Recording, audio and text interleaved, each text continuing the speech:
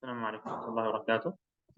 بسم الله الرحمن الرحيم. الحمد لله والصلاة والسلام على سيدنا مولانا رسول الله وعلى آله وصحبه أجمعين.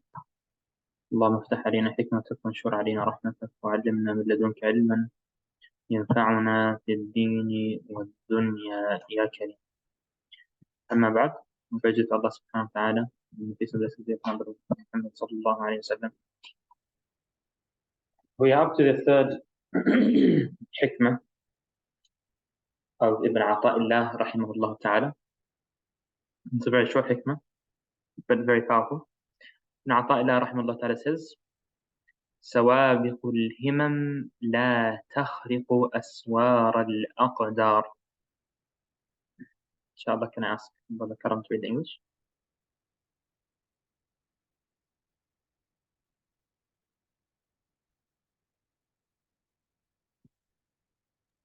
Sorry, Ustad. Antecedent intentions cannot pierce the wall of predestined decrees. Ibn ʿAṭā rahimahullah ta'ala here is talking about how intentions and the urge and the will that we have to do things, and how we should never see that to be something that can pierce the walls of what Allah subhanahu wa ta'ala has decreed, and how the decree of Allah, the qadr of Allah subhanahu wa ta'ala, is always what is going to happen. And this is how we should look at Allah subhanahu wa ta'ala. He is the one who chooses. He is the one whose plan goes ahead, not our plans. Even if we plan something, we want something to happen, we're so keen on doing it, and we take we take into consideration every single possible means to do that thing. If Allah doesn't want it to happen, it won't happen. Yeah, it won't happen. And believing in that will give you a lot of subhanallah, a lot of peace, and that will really strengthen your iman in Allah. So this hikmah adds to the meaning of the past hikmah. And it's important to understand before reading the next one after this. So this hikmah is very important when it comes to understanding the next one after this, which is the very important hikmah that's going to come in a few minutes, inshallah ta'ala. I just ask for 1 minute, inshallah ta'ala. I just need to plug my computer in. This is about to turn off. Just 1 second.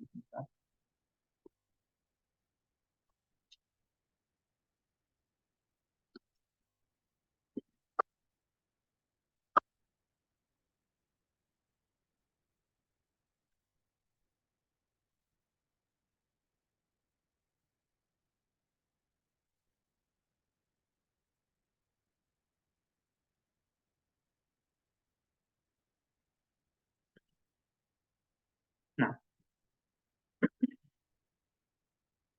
okay. So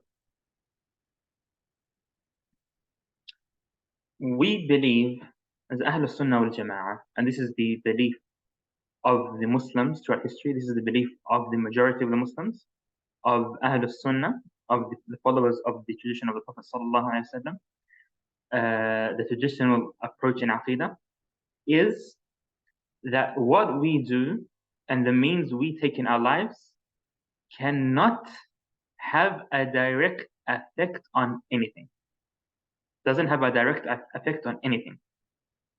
So if I was to decide to light a fire and I got the wood and the fire started kick and everything, and I started to light the fire, we believe that what you did doesn't actually make the fire start.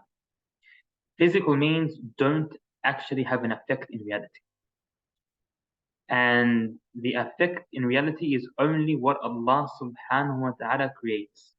Is only what Allah subhanahu wa ta'ala creates. So the belief of Ahl Sunnah is that Allah subhanahu wa ta'ala, when you start to light the fire, He creates the fire, but your action doesn't actually make the fire start. That's just physical means that Allah subhanahu wa ta'ala ordered you to take. If you want to cut something in half, if you want to cut food, if you want to cut fruit, if you want to cut something, the knife itself or the blade itself doesn't cut without Allah subhanahu wa ta'ala creating the cutting and making it happen. So what we do, the means we take in our life, doesn't have a direct effect on anything. And the only person who has the only one who has effect, subhanahu wa ta'ala, is Allah subhanahu wa ta'ala. And this is the belief of Ahl Sunnah wal Jama'ah. Okay? So they say the physical means, which are known as al-asbab, okay, don't have a direct effect. The effect is created by Allah subhanahu wa ta'ala. And it's important to understand this when you read the word of Ibn Ata'illah, when he says, سَوَابِقُ الْهِمَمْ لَا تَخْرِقُ أَسْوَارَ الْأَخْضَرِ. Yeah? Your intentions cannot pierce the walls of decree, of what Allah subhanahu wa ta'ala has decreed.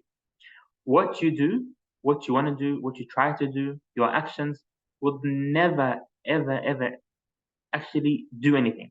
They won't even change the reality of anything, let alone pierce the walls of Qadr. They themselves are not even affected without Allah subhanahu wa ta'ala making them affected. So we have to see that Allah subhanahu wa ta'ala is in full control of everything around us. You have to understand this, and it's a part of our creed, of our belief, of our aqidah, that Allah subhanahu wa ta'ala is in full control of every single atom on the face of earth. And without this belief, our aqidah has a mistake in it. It's not full. Now, if this is the case, there's an important question here, which is, why do we act? Why do we work? Why do we do things if they don't even affect? They don't have an immediate effect. Yeah. And the answer to this is that we work and we act upon the means that Allah subhanahu wa ta'ala put in front of us as if they have an effect, in order to be in harmony with the qadr of Allah subhanahu wa ta'ala. As the Prophet ﷺ, he was asked this question. They said, Ya Rasulullah, if everything we do and even our actions are written down and Allah subhanahu wa ta'ala has already willed them to happen, why don't we sit back and not do anything? He said, اعملوا فكل ميسر لما خلق له. He said, work, and you're going to be led through what you do in your life to what you were created for. To what you were created for. So the way we should see things and approach we should have is to not worry about the outcome, because it's not in our hands. Don't worry about the outcome because it's not in our hands. All we have to worry about is what we are ordered to do and what we should be doing right now. Once we do our best and we take the means that Allah subhanahu wa ta'ala has ordered us to do, we leave the rest to Allah subhanahu wa ta'ala. As they would say, عَلَيْنَا الزَّرْعُ وَعَلَى اللَّهِ النَّبَاتِ. We have to plant, and Allah subhanahu wa ta'ala is the one who makes the crops grow. The same thing. Anything in life you want to do, just start, do your best, and Allah subhanahu wa ta'ala, He will take care of it. And that's one of the meanings of Allah subhanahu wa ta'ala being al-Mawla. Being Mawla. He takes care of you. Yeah? يَتَوَلَّى أَمْرَكِ. He would take care of your affairs. Something that you're not able to do, you're not able to figure out, Allah subhanahu wa ta'ala will take care of it for you. You don't have to do it. And the stronger this belief is in your heart, the more you'll see it in reality, inshallah ta'ala. Inshallah. So this hikmah, like I said, is leading up to the next hikmah, which is the saying of Ibn Ata'illah, أَرِحْ نَفْسَكَ مِنَ التَّدْبِيرِ فَمَا قَامَ بِهِ غَيْرُكَ عَنْكَ لَا تَقُمْ بِهِ لِنَفْسِكَ. And he also says after that, the fifth hikmah, اجتهادك فيما ضمن لك وتقصيرك فيما طلب منك دليل على انغماس البصيرة منك. Rest yourself from self-direction for what someone else has carried out to do on your behalf. You must not yourself undertake to do it. And the fifth one is you're striving for what has already been guaranteed to you, and your remissness in what has been demanded of you are signs of the blurring of your intellect. Okay. So after understanding this aqidah, Ibn Ata'illah rahimahullah says, أَرِحْ نَفْسَكَ مِنَ التَّدْبِيرِ. Yeah? Rest yourself from self-direction. Don't worry about making things happen. Just do what you are told. Just do what you are told. And don't worry about fixing everything, about changing everything. Just do what you're supposed to do. Make sure you do your job to the best of your ability. أريح نفسك من التدبير. Rest, relax, don't worry about it. فما قام به غيرك عنك لا تقم به نفسك. Whatever other than you have done and taken care of, it's not your job. You can't do it. Whatever Allah subhanahu wa ta'ala has taken care of, you can't change it. Whatever Allah subhanahu wa ta'ala has written for other people to do, it's not your job. And the next hikmah of that is اجتهادك فيما ضمن لك وتقصيرك فيما طلب منك دليل على التماس النصرة إليك. Striving for what has already been guaranteed for you. What has already been guaranteed for you. And not doing your best at what has been demanded from you is a sign that your intellect is blurry. You're not on the straight path. Inshallah, let's go to some of the meanings of these two hikmahs. The first one talks about tadbir, self-direction. And tadbir in tasawwuf is a very big topic, a very big topic. And Ibn Āṭā, illāh rahimahullah ta'ala, has a lot of focus on the concept of at-tadbir. Tadbir in Arabic means basically to take care of something, yeah, to to fix something up, and that's why there's a whole science in Sharia that used to be studied. It's known as tadbir al-manzil. Tadbir al-manzil, yeah. Basically, this science talks about the components of a healthy family, of a healthy lifestyle and family. And Ibn Khaldun, rahimahullah ta'ala, in his muqaddimah talks a lot about these kind of concepts. So tadbir means to take care of something, to focus on it, to give it full attention.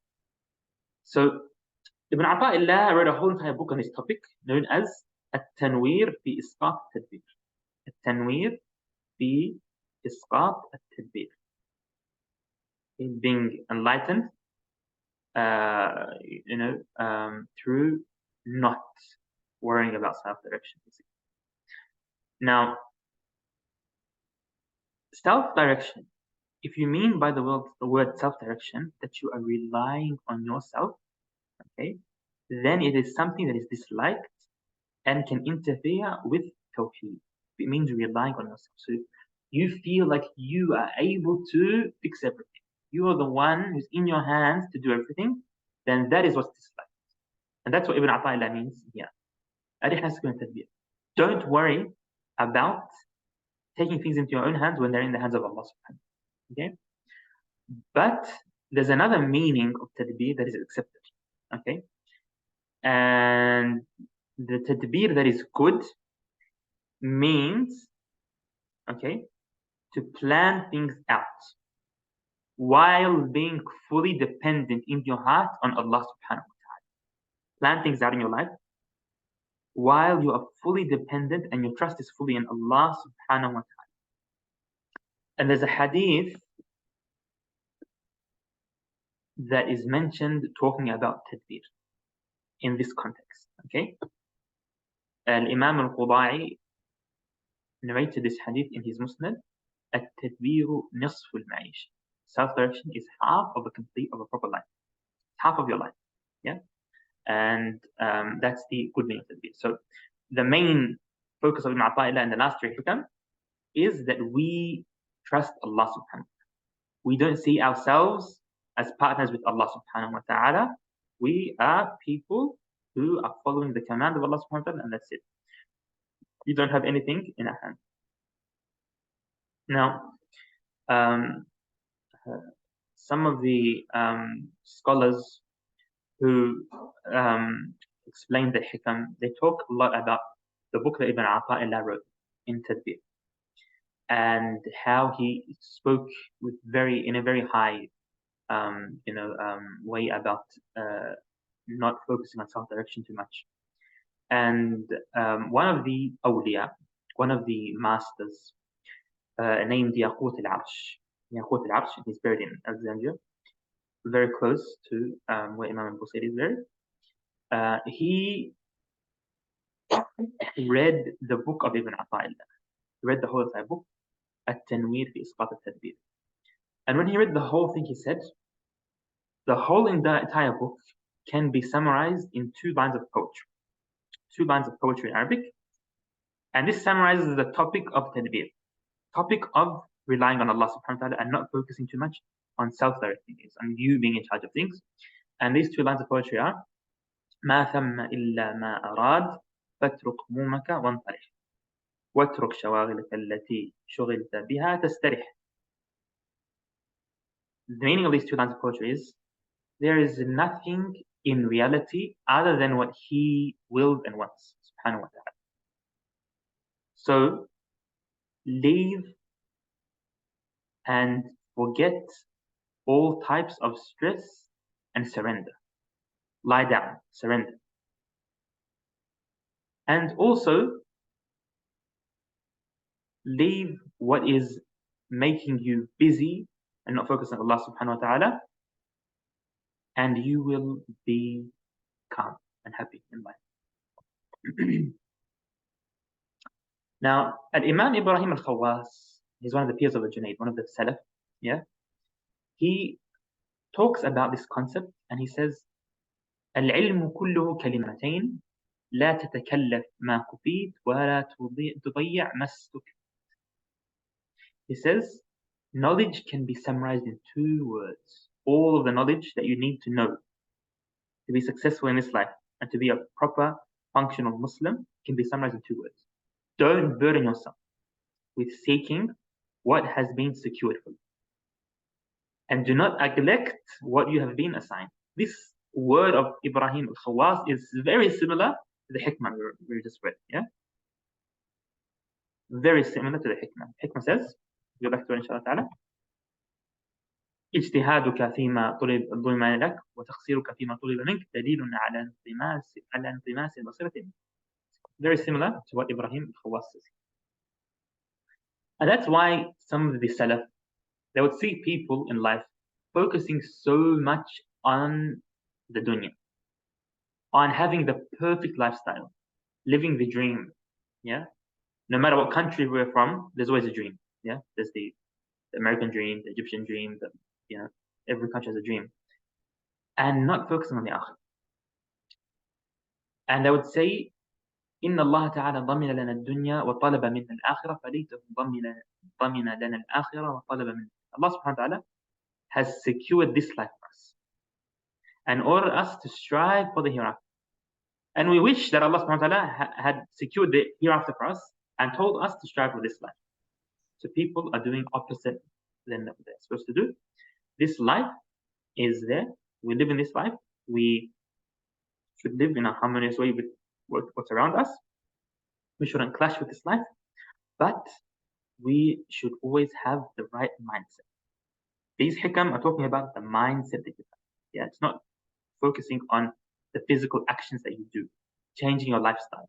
It's not that, but it's the mindset that you have and the approach you have in life. So Ibn Āṭā is not talking at all in this hikam about leaving your job, leaving your family, not doing things. But it's talking about how you should feel and how you should see things when you approach these lively matters, and how your focus in your heart should be connected to Allah subhanahu wa ta'ala, not focusing on things that are not your business. Allah ta'ala a'la wa a'lam. Inshallah, one of the last things we mention here is a story. It's a nice story that Imam Muhammad Sayyid al-Bouti, one of the latest scholars from Syria, who wrote a very long explanation of the Hikam, rahimahullah ta'ala. He says that in his explanation of the Hikam, he says that one day he went to the Jami' al-Umawi in Damascus, the Umayyad Mosque, and when he finished Salah, he was leaving the masjid. While he was leaving the masjid, someone approached him. Okay, the man was entering the masjid while the Shaykh was leaving the masjid, and he had, really like the clothes that he was wearing were really dirty, and he didn't look like someone who was in their full mind. And he's very poor. One of the people that people don't really care about. People think like that they're crazy and no one even listens to. Okay. And subhanAllah, sometimes people like this, they've been through hard situation in life, but they say words and Allah subhanahu wa ta'ala might open doors for them of understanding that other people don't have. Yeah, they might be connected to Allah subhanahu wa ta'ala in a way that we are. Some of these people, we don't look down upon anyone. So Shaykh Abdur says when he was leaving the masjid, this man looked at him and he smiled. Okay, and he smiled so deeply, and he looked so happy, like he had the whole world. And he asked Shaykh, "What's wrong with you?" Shaykh said, "Nothing wrong with me." What do you mean? He said, "Why aren't you dancing from happiness?" Shaykh said, "Why would I dance from happiness?" But the guy said to him, "Don't you know that Allah subhanahu wa ta'ala is our Mawla? That Allah subhanahu wa ta'ala, He's our God, He's the one who's going to take care of us? Don't you know that? Don't you know that we're not alone and we're not, here just take care of ourselves? Don't you know that we are not orphans in this world?" And then he just kept on saying things like that and entered the masjid. So the Sheikh said, I just stopped for a moment. And Sheikh Muhammad Sa'id Ramadan Bhuti was probably one of the most senior leading scholars in Syria at that time. He said, I just stopped and I couldn't move for a while. And I thought about the ayah, ذَلِكَ بِأَنَّ اللَّهَ مَوْلَى الْكِتَابِ. That is because Allah subhanahu wa ta'ala, He is the Mawla. He is the one who takes care of those who believe. Said, and the ayah hit me in a way that it never hit me before, because of the words of this man, subhanAllah. And, 3 lines of poetry that summarize this meaning and that we hear in the gatherings all the time. كن مع الله ترى الله معك واترك الكل وحاذر طرفك لا تعلق بسواه أملا إنما يسقيك من قد زرعك فإذا أعطاك من يمنعه ثم من يعطي إذا ما منعك. Be with Allah subhanahu wa ta'ala, Allah subhanahu wa ta'ala will be with you. All you have to do is have the right mindset and rely on Allah subhanahu wa ta'ala in your heart. واترك الكل وحاذر طرفك. And leave everything else. Don't worry about anything else. Leave everything else, meaning leave it in your heart. Make sure your heart doesn't have anything else in it. وحاذر طمعك, and be extra careful from your own greed. Your greed, in Tasawwuf they say, رأس الخطايا حب العاجلة. The head and the most dangerous mistake is being greedy and loving this life. Yeah. So كن مع الله ترى الله معك. Be with Allah subhanahu wa ta'ala, Allah will be with you. And leave everything else, and especially be careful from your greed. لا تعلق بسواه أمر. Don't rely and put your hopes and attach yourself, meaning attach your heart. Don't have hope in anyone other than Him subhanahu wa ta'ala. إنما يسقيك من قد زرعك. Because the one who will water you is the one who planted you. فإذا أعطاك من يمنعه. If He gives you what He wants to give you, who can stop Him? ثم من يعطي إذا ما منعك. And who can give you anything if He is the one who prevents you from giving you something? And this is, one of the most important concepts that the a'imma, the scholars of the Tasawwuf, always focus on, having that mindset and connection with Allah subhanahu wa ta'ala. And that is really the essence of Tasawwuf. Allah ta'ala a'lam. Sallallahu wa sallam ala Muhammad. Charles, any questions?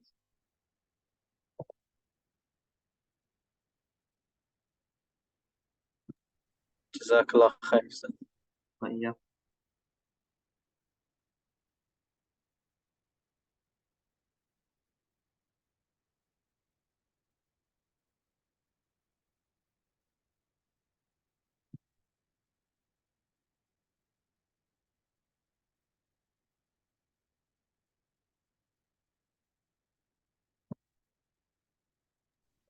Ustad, I actually have a question.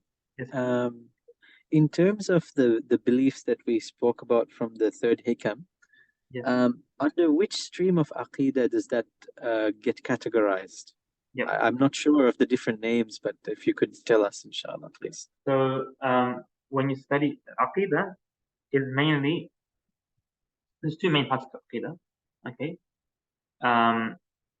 Allah subhanahu wa ta'ala and the Messenger of Allah subhanahu wa ta'ala. These are the two main subjects of Aqeedah. When it comes to Allah subhanahu wa ta'ala, we study the attributes that we must believe in Allah subhanahu wa ta'ala, sifat al-wajib, what the things that are basically compulsory, that we have to believe in for Allah subhanahu wa ta'ala, and then the attributes that are impossible, that Allah subhanahu wa ta'ala cannot have, and the things that Allah subhanahu wa ta'ala can do if He wants. And the same three categories regarding the prophets of Allah subhanahu wa ta'ala. So this concept of Allah subhanahu wa ta'ala being the only one who has a direct effect on things, the only one who actually does things, is of course mentioned in the first section, the attributes of Allah subhanahu wa ta'ala that we must believe in. And of course it's mentioned when you study the qudra, the ability of Allah subhanahu wa ta'ala, and how no one else has an ability other than Allah subhanahu wa ta'ala, a real ability that is separate from the ability of Allah subhanahu wa ta'ala. As Allah says in the Quran, وَمَا تَشَاءُونَ إِلَّا أَن يَشَاءَ اللَّهُ رَبُّ الْعَالَمِينَ. You will, but you only will if Allah subhanahu wa ta'ala allows you to will. So we are under the control of Allah subhanahu wa ta'ala. We are under control of Allah subhanahu wa ta'ala. It's mentioned, like I said, in the first part of Aqeedah, and it's very important. Inshallah ta'ala, later on we'll start a class in Aqeedah. We'll talk about these concepts, inshallah ta'ala. Jazakallah khair.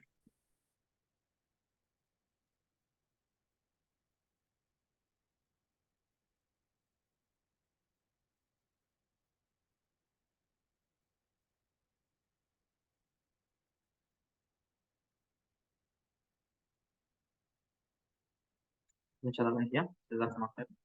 Sallallahu alaihi wasallam. Thanks. Alaikum salam.